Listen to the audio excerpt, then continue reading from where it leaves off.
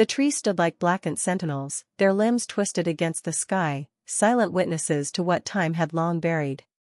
The road to Wraithwood Mansion hadn't been used in years, its cracked path overtaken by vines and neglect.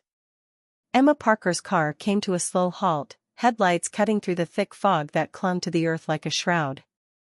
She stepped out, recorder in her coat pocket, flashlight in hand, her breath fogging in the autumn chill. The locals had warned her, "Don't go near that house."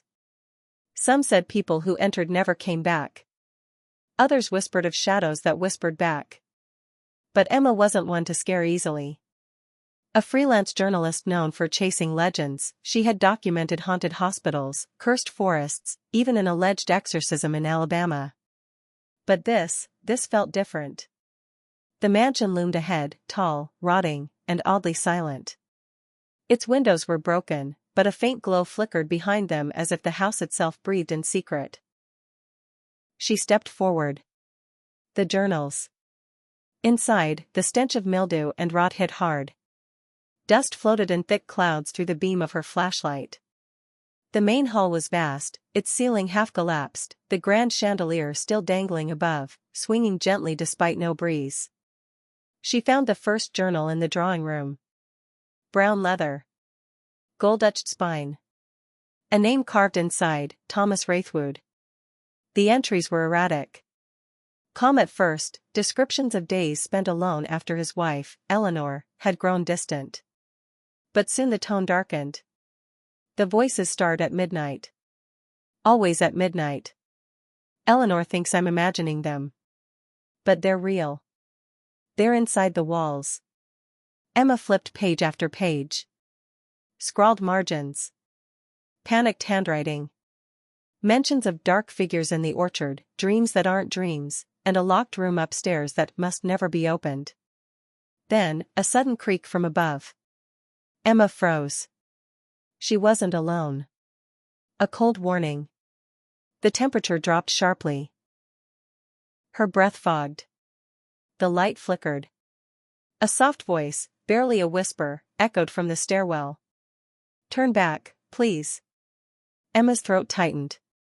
The voice was female. Sad. Pleading. She stepped onto the stairs. Each creak beneath her boots felt deafening. At the top, a hallway stretched into shadow. Doors on either side. One door, far end, was marked with a strange, hand-carved sigil. The same one she had seen in the journal. A circle bisected by a jagged line. She reached for the doorknob. It was freezing. Echoes of the past. The door opened into a bedroom untouched by time.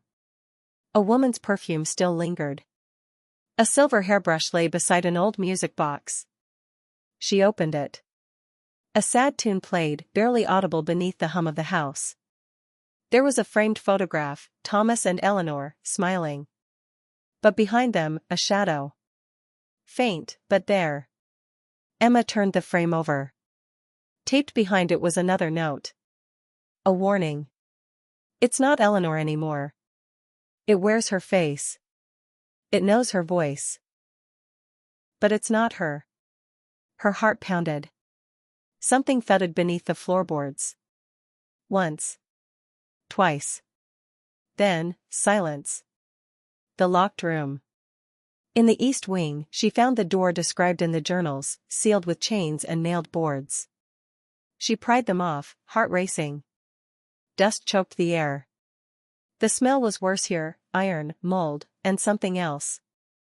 Inside, a nursery. Toys lay strewn across the floor. A broken cradle swayed gently, though there was no wind. The wallpaper was childlike, but underneath it, scratched into the plaster, were claw marks. Human-sized. And words, repeated hundreds of times. "It hides in the shadows. It never forgives." She let it in. Suddenly, the cradle stopped moving. Then a whisper, right behind her ear. "Help me." The entity. She turned slowly. There, in the corner, stood a figure, vague, black, its edges swirling like smoke. No face. No form.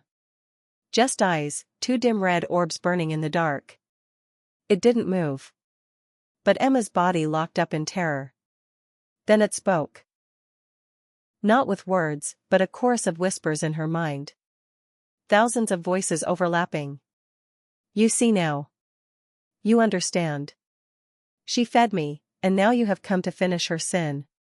Emma stumbled back, heart racing, flashlight shaking wildly. The walls pulsed. The ceiling cracked. The house moaned. What remains? Emma fled, nearly falling down the stairs. As she reached the front door, it slammed shut. She was trapped. The house didn't want her to leave. Upstairs, she heard weeping. It wasn't the entity. It was Eleanor. Emma followed the sound, back to the bedroom. And there she was, Eleanor's ghost, sitting on the bed, her face hollow and full of regret.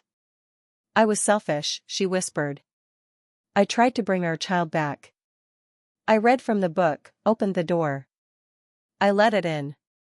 Tears streamed down her translucent face. It took everything. Even me. Final scene, the choice. Eleanor offered Emma a box, a small iron container. Inside was the symbol. The real one. The key to sealing the entity again. But it will demand a soul, Eleanor said. It always does.